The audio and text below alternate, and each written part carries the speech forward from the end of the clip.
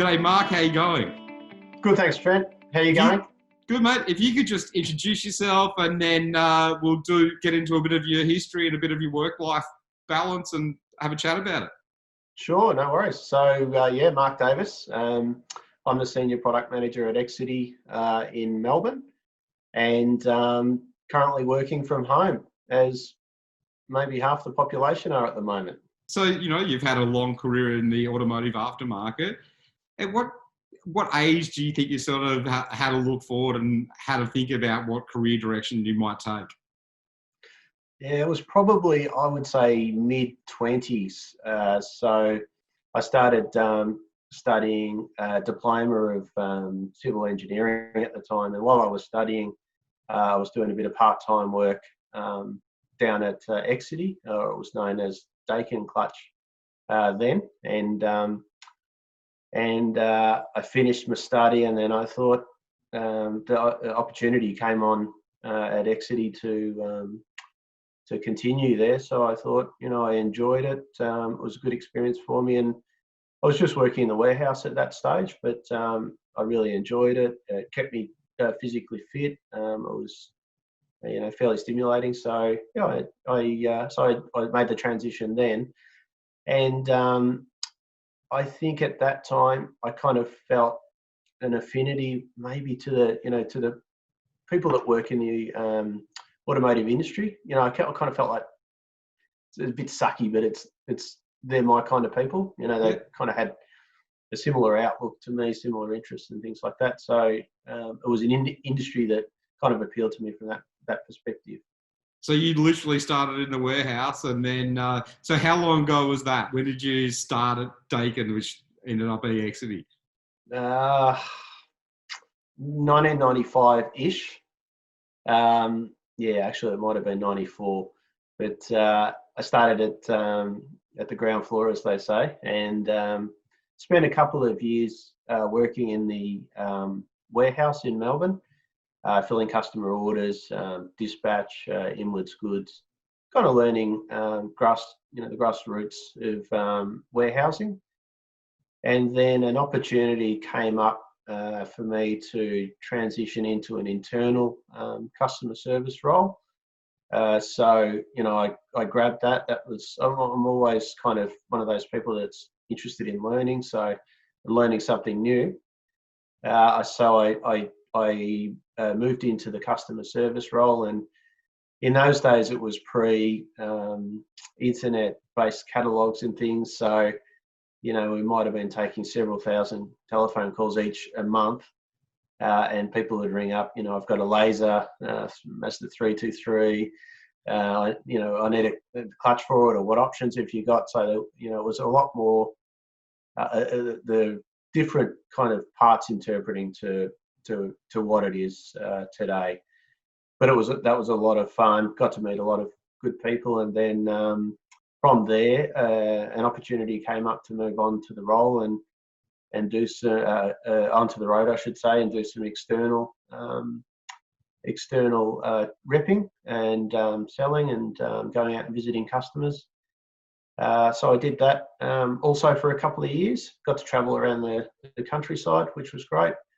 And then I visited states that I hadn't had a chance to visit prior to that, over in Western Australia and South Australia and the like. So that was a good experience, and learning a little bit more, from a selling point of view and a customer liaison, customer relationship point of view. So that was good fun. And then I moved.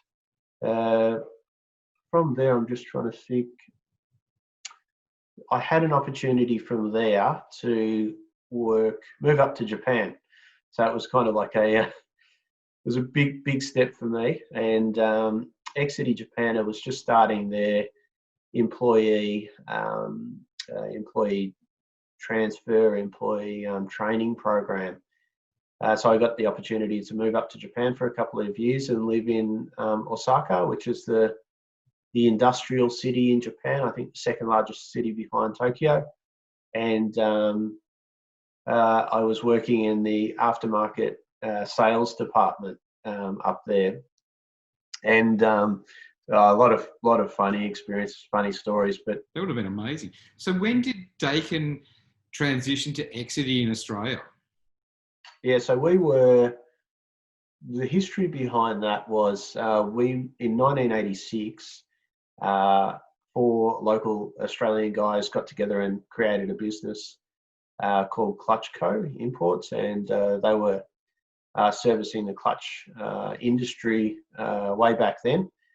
And they weren't necessarily sourcing all of their Dakin products or products that they sold from Dakin. There was various manufacturers, but in 1995, Dakin Clutch came to Dakin Clutch Japan came to Australia, and they were looking for a local partner to do business with, and they spoke to various organisations in Australia, and decided to work with the local guys, and that became Dakin Clutch Australia, and that was in 1995, and we're celebrating our 25th year now as Exedy this year, Exedy Australia, and Exedy Japan is celebrating their 70th year in business this year as well. Far out. So when you returned from Japan back to Australia, that must have been a big change coming back to Australia after 2 years in Japan. When you ended up back in Exedy, in Exedy Australia, what sort of role did you take on there, and what learnings did you bring back from your time in Japan? Well, as much I came back much thinner than when I left, and what I am now.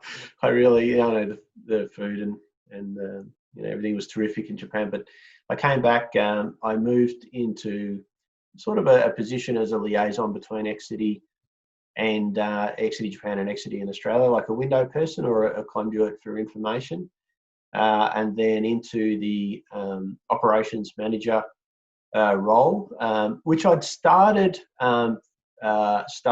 fulfilling, I guess, prior to leaving. So I moved back into that similar sort of role. So I was responsible for the day-to-day operations of the warehouse and sales departments. Boxes in, boxes out, as they say. From there. A few years working in that role in operations, and then migrated in to support the product team. So we had a couple of guys working in product development, and needed some additional resources. The Australian market was dominated by Holden and Ford, and a quite narrow product range was required early on, and at that time, so that would have been early 2000s when I returned, probably mid 2000s when I moved into that product role.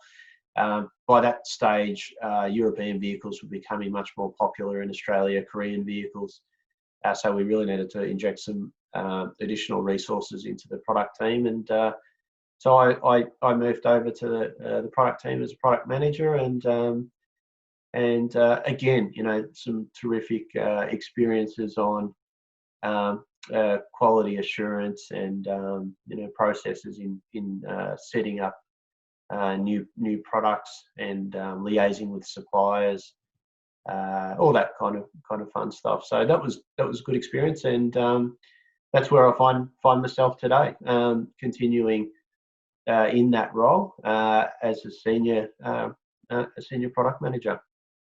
It must have been an interesting time, because the car park during that time has expanded massively, the Australian car park. I mean, you think about Commodores and Falcons compared to where we're at now, the number of brands that are in the market and the number of different cars, it's unbelievable compared to even to early to mid 2000s. Yeah, it's back in those days, I think there was probably, if you had 10 clutch kits on the shelf, you had a Gemini, a Corolla, a couple of Falcon kits, a couple of Kingswood kits, maybe a Commodore kit. That was pretty much it. That's all you need, and the rest was considered the tail. But now the tail's getting longer and longer. We still have a core group of fast-moving product or clutch kit references, but yeah, it's the diversity of product that's required now. I think we've got over 4,500 SKUs that we make available to the market, and yeah, and that includes everything from a cherry from China to Hyundai's from Korea, or European Volkswagen, and European Opels and European makes. So we don't also just offer clutches for passenger vehicles. Of course, we've got to think about the commercial vehicles and agricultural vehicles as well, and performance upgrades. So yeah, the change in the market has been dramatic just in my time, and particularly since we were rebuilding a lot. And part of my job back in the early days was to prepare the RDK kits, which is a repair kit for a diaphragm spring clutch. And we'd do that, and we'd sell RDK kits to quite a number of clutch rebuilders throughout the country. But over the years, the number of rebuilders have declined, and really it was an interesting time when we went from wholesale sales tax to GST, and you might be able to recall the date when that happened. I can't, I'm sorry, but the 1st of July 2000, I believe it was. 2000. Mm. Rebuilding, we had a concession from the tax office to sell rebuilt product at 11% sales tax, because essentially 50% of the product was new, 50% was reconditioned. So it made reconditioned product attractive at that time. But when GST was introduced and we moved to a 10% across the board sales tax, it pretty much killed rebuilding off overnight, unfortunately. And that's where we started to transition more so into the new product range. It's really interesting. I mean, like I'm a bit of a car buff as well. So talking about cars, have you always been into cars? Yeah, I've always had an interest and a bit of a passion in cars. So I started out with a WB Ute, Holden WB Ute, as a thanks to my parents at the time. And after, what was in it, Mark? 202, 253, 308? It's embarrassing, but it was a 202, yes, and a traumatic, three-speed traumatic on the column. So, I mean, it was a great car. At the time, I was very interested in surfing, so that served the purpose. And then from there, I moved to the, I think it was the VK wagon, and we did it. That had a 202 black motor, and we had some work done to that. That was good fun. And since then I've had way too many Commodores really to think about. I'm a Holden man. We've got something in common there. Yeah. So, but my favourite Commodore was probably the last one I owned, which was a VESS, and lowered it, put some 20-inch rims on it. It was a six-speed manual. Had to be a manual, of course. Of course. And a 6-litre L98, and that was a beautiful car. It was fantastic. But prior to that, also some of my passion or interests are fishing and camping and getting off road. And so I had an old LM106 Hilux that I'd done up, bull bar, side steps, canopy, all that kind of stuff. And that was a great car, but unfortunately I was on the receiving end of a Chimera, and unfortunately that was the end of that car. But well, I'm a Holden man. I'm not sad to see another Chimera go to the junkyard, I've got to say.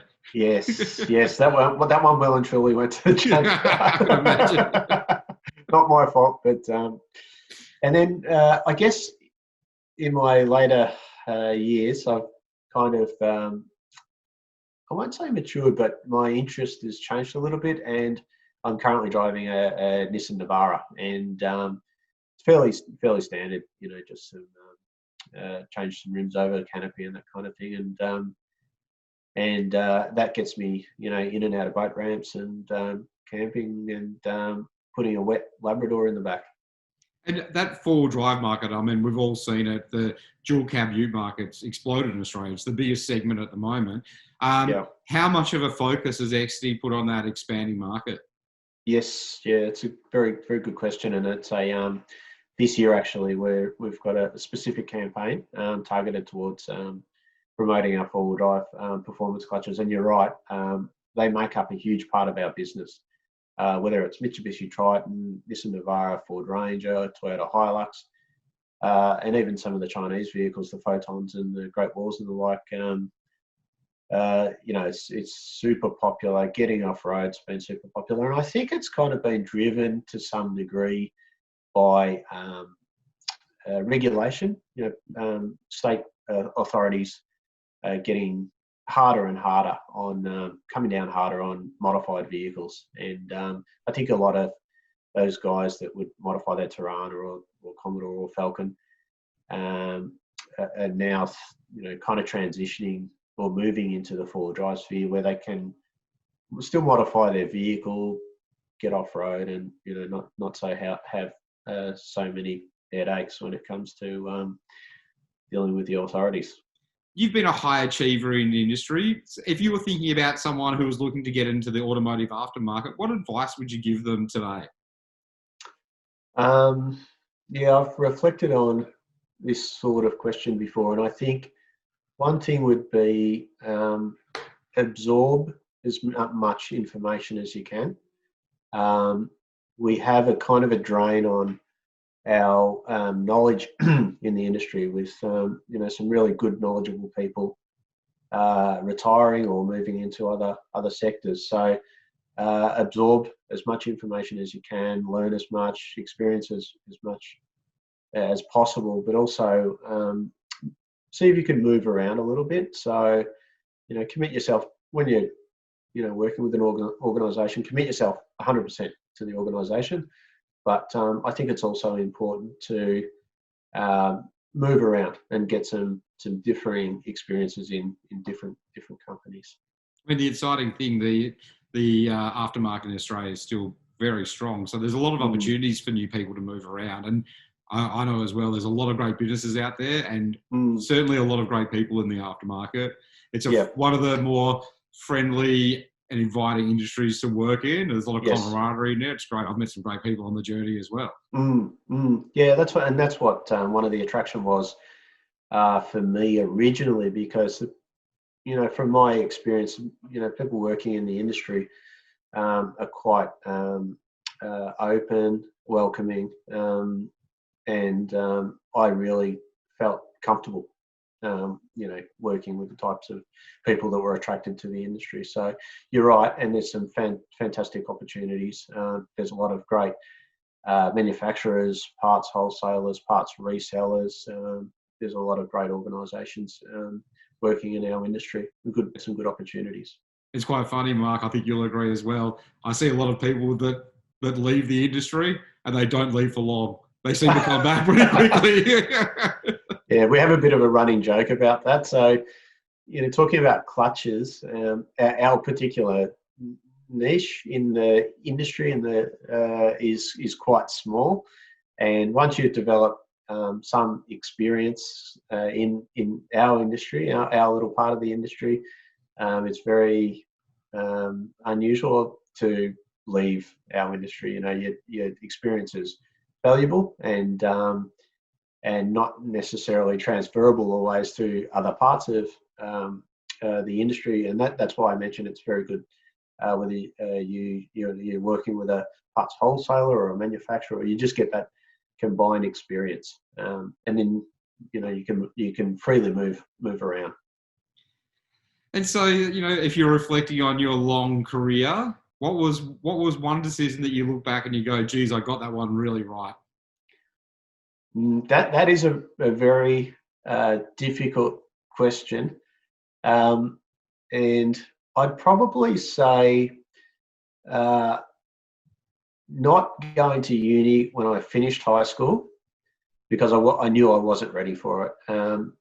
But about 7 years ago, I thought to myself, I need to gain some further education, further experience And I thought, what am I going to do? My wife had just finished a degree and encouraged me to have a look at going to university. So 7 years ago, I started a commerce degree with a major in business analytics, and just finished it. So I think that was a really good decision to make. It was a difficult decision to make with a young family, but the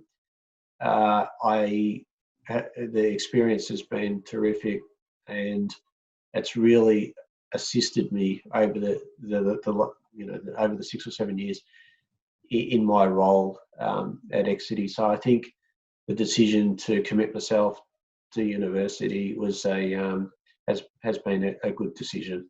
That would certainly be a hard slog with a young family. Definitely, and it goes to that my family has shown tremendous support, and I'm eternally grateful for that, because when you're slogging away at an assignment, or you're doing group work, or the kids and my wife, they've had to they haven't had my support necessarily over that time, my full support. So that's I'm eternally, as I say, eternally grateful for that. But it was a great experience going to university. So there wasn't too many with the grey beard, mind you, that were attending the exams, but I can imagine. Got there in the end. I don't know how I'd fit in going back there now. And then, what was the one thing that you think, if you could go back, you'd do it again? Like, change the way that you've done it? That's a very good question, and it's not relating to Exedy, but I wish I was more financially responsible. So, like many young people, spend all my money on going out, buying a new surfboard, fishing gear, and cars. I spent way too much money on cars when I should have been. I wish, I was more responsible and probably put some more of those funds into other avenues. But, on the flip side of that too, I had some great experiences, and I wouldn't, it's a difficult one to say whether you'd want to change it. Probably there's not much I'd really want to change. But, if I was talking to a Mark who was 20 years old today, I would say, you don't need that other car. You don't need a new car. How about we put that into something else? I think my wife had a similar list. Yeah. Still got that list, yeah. And so, in your opinion, what's more important for a successful career in the aftermarket, skill or attitude? I could sit on the fence and say, really, you need a bit of both. But my feeling is to have a good positive attitude is more important, because I think skill to some degree can be learned, but a positive attitude is not always coming naturally to us. So I think, and also with a positive attitude, like a can-do attitude, you can get things done. But if you've got the skill and you don't have that positive attitude, it's not necessarily always the case. So yeah, I'm probably one that is leaning towards a positive attitude over that's a skill set. So in a job interview, what would you describe your strengths as? Number one, I would say diligent and hardworking. And I'm always the first to say I'm not the smartest person in the room. I understand, I'm comfortable with my limitations. So I think that sort of goes back to your question before as well, that for newcomers to the industry, understand your limitations and work on those as well, and work and play to your strengths. But hardworking, diligent, probably a broad range of experience, and positive. I'm generally, a positive person, positive attitude, can develop relationships well with staff or customers or suppliers, and fairly rational or logical thinker, I think. And I'd imagine from the stories you're telling us before about getting dropped into Japan in the deep end, you're up for a challenge as well. Yeah, absolutely. Yep, Yeah. yep. I'll pretty much give anything a go. I'm not that good with my hands, so the guys in our rebuilding department would probably say, give anything a go, but don't come and see us. Don't you know? I had a little bit of experience rebuilding clutches. That was part of our training program back when I was starting with Exedy, and that was a good experience. But yeah, I just I think I like to think that I'd generally give open to give anything a go. Excellent. And now probably just a little bit more about Exedy. So you've given us a bit of background, but could you go all the way back to the start and give us sort of a brief overview of how it started in Australia and how it progressed to where it is today? Yeah. So 1986, there was 4 original founders of Clutch Co, and those guys were servicing the clutch market at that stage. And then in 92, a 5th member came along and joined. And so we had Clutch Co imports in Melbourne and Clutch Line in New South Wales. And then in 1995, Exedy came to Australia, or Dakin Clutch at that time, and were looking for a local distribution partner, and settled on Clutch Co Clutch Line, and that became Dakin Clutch. And then at that stage, the guys were selling various brands of product, and when Exedy became involved, it became an Exedy house, and Exedy was the focal brand for distribution. And it kind of started out with a handful of people back then to we have roughly about 55 employees now. And we have offices in Melbourne, Sydney and Brisbane. We also have a department within our business called Driveline Auto Parts. They have an office in Adelaide, Perth and New South Wales, and in Queensland combined with our office. So we have Exedy for distribution of automotive clutch components. We have Driveline Auto Parts for distribution of automatic transmission parts to the automatic transmission rebuilding industry. And we also have some third-party logistical warehouses around the country, up in Townsville and the like. And then also we've got another brand that we are the agent for in Australia called ASIN, and that's another very large Japanese organisation. It's a subsidiary of the Toyota Motor Company, and through ASIN, or via ASIN, we distribute a range of ASIN products, mainly for Toyota applications, but that's been, a really important piece of the puzzle for us moving forward, given that we have to face the reality that the clutch market is declining. You would know when you go to buy a new car that you're not sometimes you're not offered a manual vehicle. So, and a lot of younger people don't necessarily want to drive a manual car these days. So we have to face the reality that it's a declining market. We have to look a bit further afield for other new products that we can offer to our customer base. I think you're probably pretty good with ASIN, because there is a fair few Toyotas on Australian roads out there. And that's true. And I think the Toyota Camry Hybrid, while Uber's still going, they're going to be a massive selling car. I mean, you've got the Hilux as well. So I think look, I saw that happen over the journey as well. I think the plugging of the Asian range has been great. I mean,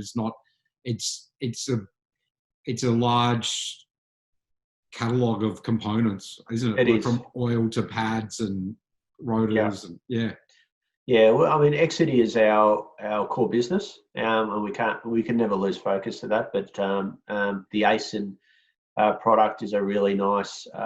There's a nice synergy and a nice fit with Exedy. Fantastic. And so we've discussed the product lines. So who are your biggest customers at the moment? Sort of, you could go past, present, and future. What do you see about distribution of automotive parts in Australia? We've seen, we're talking about change. There's been a lot of changes in the industry, that translates also to distribution. So we have a multi-channel strategy to reach the end user customer. So we sell through brake and clutch specialists. We offer our products via parts generalists, general stores, the large chains. So we have kind of various ways of reaching the end customer, and it all seems to work pretty well. It seems to work pretty well. It's been an interesting landscape, the distribution landscape, as two of the big guys have been buying up all the different businesses in the aftermarket. I'm interested to see what the next 3 to 5 years look like in the distribution channel. And I actually think COVID might change the distribution channel a fair bit. Yeah, it may do too. And I guess, we've certainly seen some changes in independently owned businesses where they've been acquired by the bigger players or customers, just reaching that retirement age. And definitely some changes in that distribution side of things as well. So without giving too much away, what are the strategies that set Exedy apart from the competitors in Australia? I think, our motto is to provide the best service in our little part of the industry. So service, definitely quality. Exedy is one of the largest original equipment manufacturers of clutch product in the world. Service, quality. We have some excellent promotions. So, for example, the Exedy Trade Experience promotion that is continually running throughout the year, each to coincide with the changing of the seasons. I think that's pretty much it. Quality service, promotion, after sales support. We like to pride ourselves on those elements within the business. They should. I'm sure that if you keep focusing on those, the Exedy will be around for a lot longer. So did you say Exedy was celebrating 25 years in Australia? 25 years in Australia, yeah. So we've got a little campaign running at the moment, and we're also going to have a little promotion, little bit of a giveaway for some merchandise to coincide with that anniversary. Fantastic. It might be hard to have a party at the moment. We were thinking about a party, but unfortunately, particularly in Melbourne, it's probably not going to be a goer for some time to come. No, I don't think you might be right there.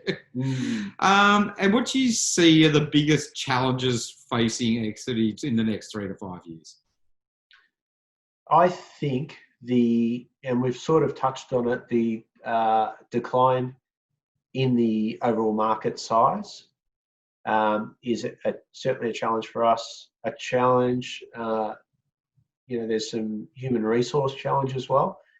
So the pool of experienced people in our little part of the industry is getting smaller and smaller. So I think there are a couple of significant challenges. There's always competition. We've all got competition. But I think competition is also good as well. It helps us to keep on our toes, to keep innovating, to keep doing things better. I think those are some of the challenges, and to overcome some of these challenges, we're looking to technology, improving our website, customer, pages and the like, and functionality, but also looking further afield with different product categories and segments. An example of that would be the ASIN product that we've started to market over the last couple of years. And also Exedy has a program where the R&D is being invested into products for hybrid and electric vehicles. So it's early at the moment to probably talk about releasing some of those products, but that's where some of the future, I think, where the future is headed. That's exciting to hear. And now there's one last question. Why is your company a member of the AAAA, and what benefits do you get out of it? Well, I'd like to say that, the AAAA is a amazing organisation with really great people. And I mean that sincerely. They've always supported the members and supported our interests, whether it be at a federal government or local government level. They've always advocated for the automotive organisations, interests. So I think it's a terrific organisation to be a member of, and if you're not, I'd strongly suggest having a think about getting involved. It presents terrific networking opportunities. We can share experiences, share with our peers, learn from our peers. There's a fantastic trade show every couple of years that we get to opportunity to really show our wares and talk to our customers and prospective customers. So there's not just the advocacy. There's quite a lot of other benefits of being a member of the AAAA. I'd agree. Like, Manbrands has been a member for a long time, and we've got a lot of benefits out of it as well, and it's multifaceted for us as well. It's more than just the networking; it's the industry insights. It delivers on a whole lot of levels. It does. Well, Mark, I'd like to thank you for your time. It's been great to have a chat with you, learn more about yourself and more about Exedy, and I'm sure that the future looks pretty bright for you guys from what you've told us here today. Yeah, I appreciate it, Trent. I appreciate the opportunity to come on and have a chat, and we're looking forward. Although the current situation is tough, it's tough on a lot of businesses, tough on our customers, tough on our suppliers, it's difficult for our business. But we've implemented a number of changes to try and ensure as best we can that we continue to be able to service our customers and offer them a product range that is going to help them also, product and service, help them also to get through this difficult time. Thanks, Mark. All right. Thanks, Trent. See you, mate. Okay.